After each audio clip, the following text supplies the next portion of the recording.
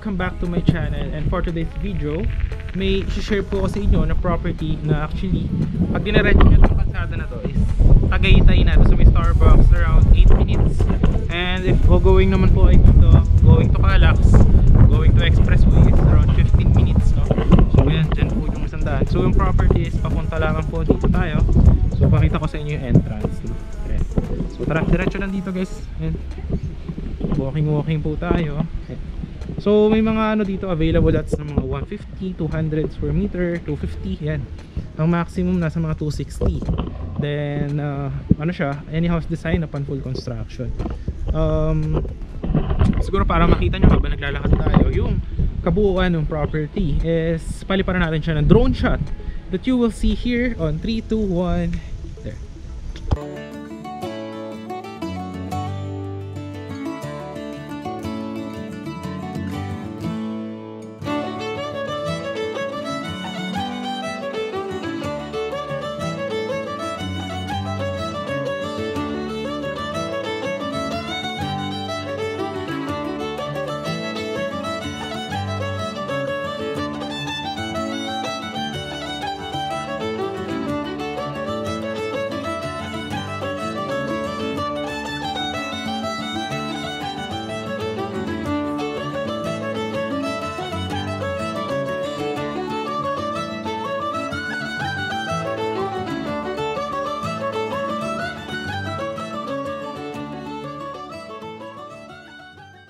Alright, so yan guys, nakita nyo naman yung drone shot natin. Napakaganda ng property na to, ano?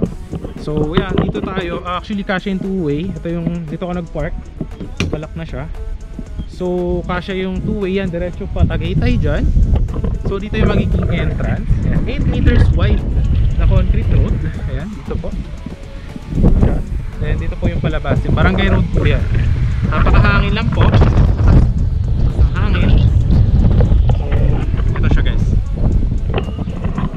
So ito yung magiging concrete road guys na 8 meters wide, with guard house, no?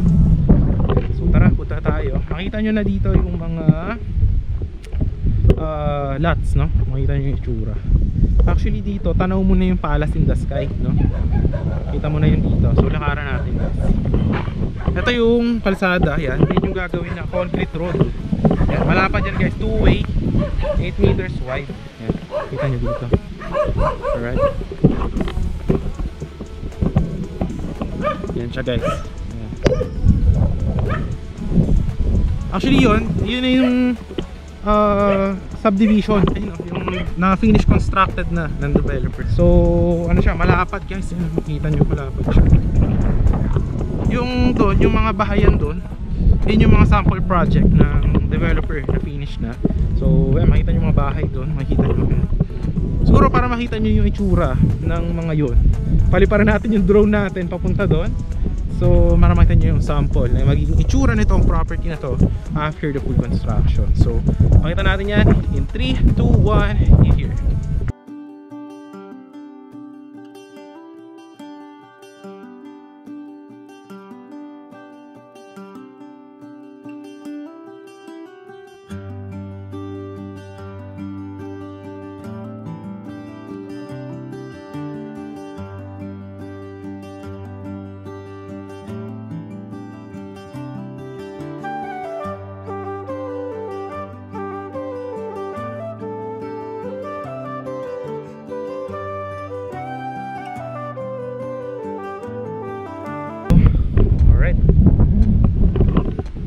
So nakita nyo naman guys yung itsura, yung property after the full development, ano yung magiging itsura na sample. So ito na tayo ngayon. Alright, walking. So yan, gagawin tong concrete road with drainage, no? Yung main road dyan magiging 10 meters wide. Dito 8 meters naman dito, with the roundabout, no? Roundabout po siya.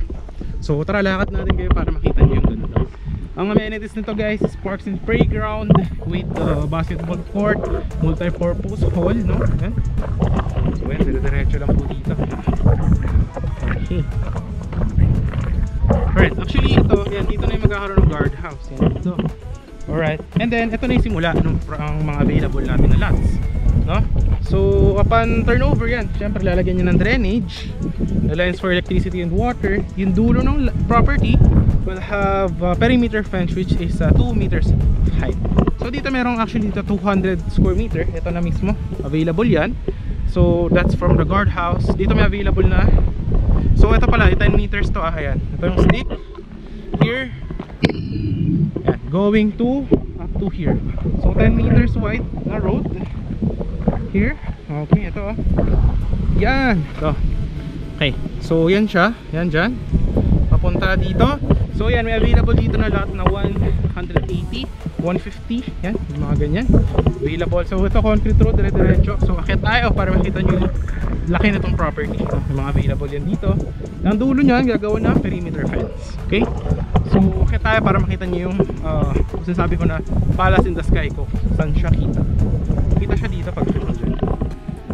Ito, patagin pa to, ila-level pa yan, ayusin pa yun yung mga equipment. Rakit tayo.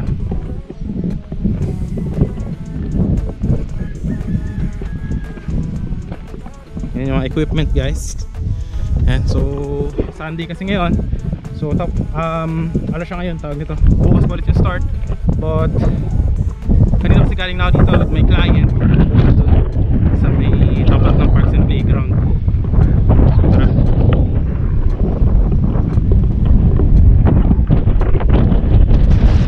Medyo hindi nyo maririnig dahil napakalakas ng hangin dito guys.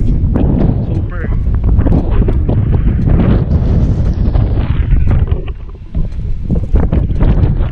Yan ang kalawak yung ating property.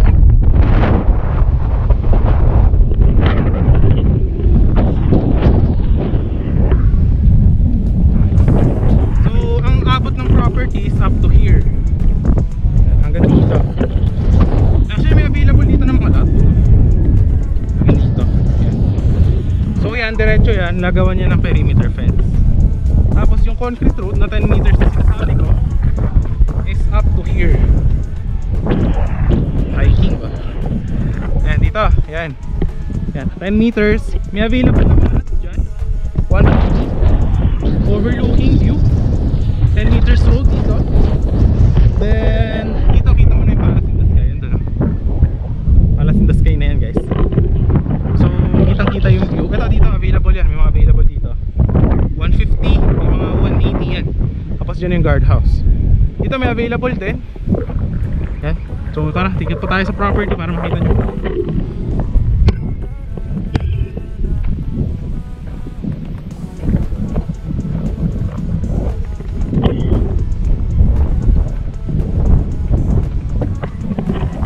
Ano to guys, magagaroon nyo ng underwater drainage tsaka ng concrete road with pathway. Yan, makita nyo ito yung ano, meron din mga available dyan, ile-level yan upon construction dyan.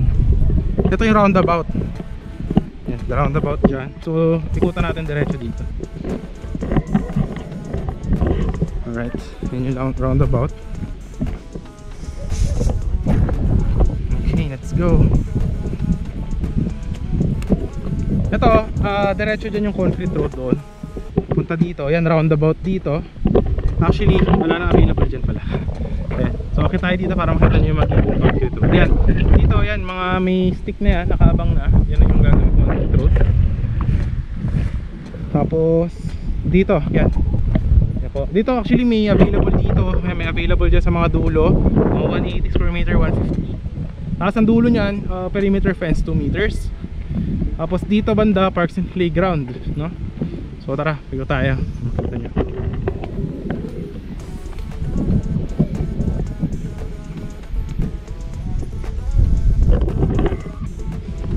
Actually maano ngayon, ang oras is 2 PM. So mapakaganda ng weather, no? Maganda. So yan, ito yung mga itsura. Concrete road yan dyan. Dito Parks and Playground, no? Ito yung meron ding available dito actually. Corner lot, pakita ko sa inyo. Let's go. Ito may available din dyan yun. Napakalapit na nito sa Tagaytay guys. 8 minutes Tagaytay na. Pascalax, kung galing ka Manila, very accessible. All concrete roads, no off-road. Ito available dito guys, no?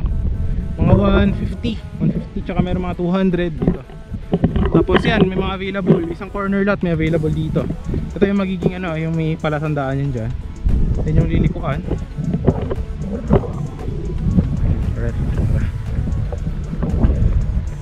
dito guys.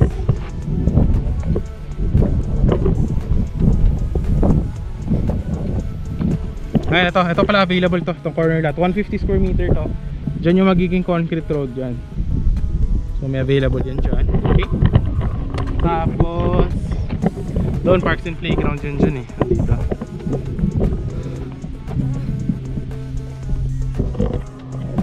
Ganda na itsura, no?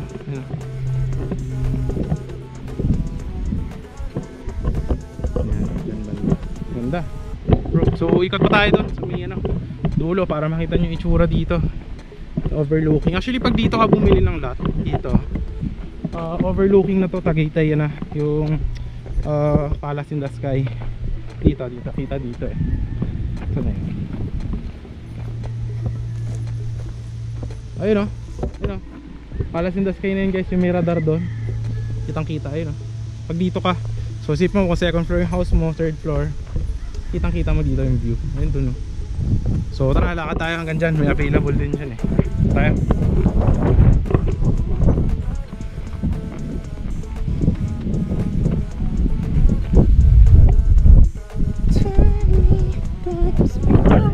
Oh, ganda, taba na lupa dito guys. So ito magiging concrete road din to ha.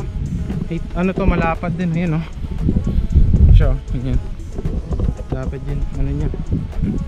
So tara, let's go.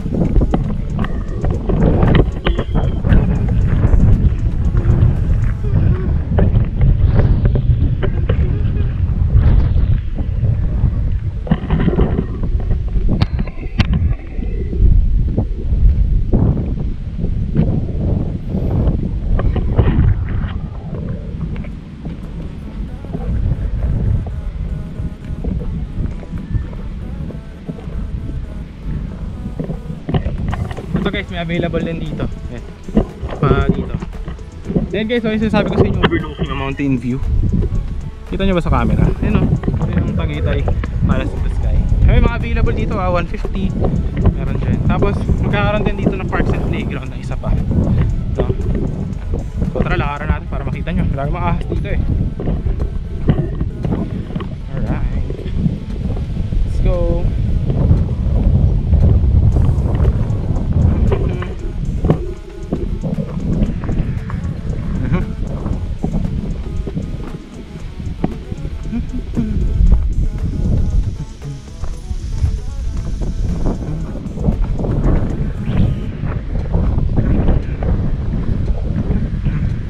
Malakas yung hangin dito guys.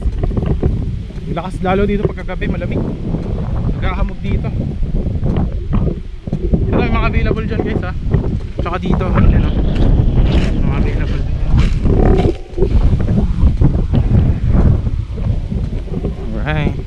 Ayan, may mga available din. Ito guys, concrete road to. Ito. Yan, stick hanggang doon. So yan, ang dulo nyan, perimeter fence yan. Okay? Tara, ito tayo. Kasi dito hindi pa masyado nakiklear out no. Pero ayos dito guys. Ano siya, mamura pa kasi pre-selling pa lang siya. Mamura, affordable talaga. Wala pa dito. So hanggang dito lang muna tayo guys. Alright. So yun, kung nagustuhan mo yung ating property tour for today, huwag mo na kalimutang i-like, share mo rin to other people, and kung may inquiry ka, message mo na ako sa Viber, WhatsApp ko, nakalagay yung number ko dito screen. And so yan, hope na gustuhan nyo ating tour for today no? Actually meron akong video dyan, pwede ko sa inyo panood kung paano accessibility nito from Aguinaldo Highway going to this property. Siguro pakita ko siya dyan later on sa huli ng video. But before nyo siya panoorin, yun guys, gusto ko lang sabi pasalamatan. And yun, keep safe po sa lahat, God bless po. And please watch the video sa ating accessibility from Aguinaldo Highway, 4 minutes going here no? So yeah, you will see it here. Bye bye. Gandang property. Napakalapit sa Tagaytay. Actually ito Aguinaldo Highway. Ayan guys, is around 5 to 10 minutes Tagaytay na. So dito lang guys yung property. So pakita ko sa inyo. Around 3 minutes no? nandito na tayo sa property. Yan. So very accessible, and napakaganda ng location. Actually napaka-presko. So this is a pre-selling property po. So 1 PM right now, but kita nyo naman kung gaano kalamig. Alright, so yan guys. Dito tayo guys, kakaliwa tayo dito sa papunta sa property. But actually ito, ayun o, nakalagay dyan Tagaytay City, pagkakanan. So around, napakalapit actually sa Tagaytay.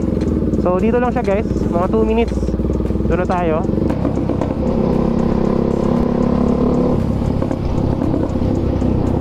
Ayun, tatlong lot kasi dyan.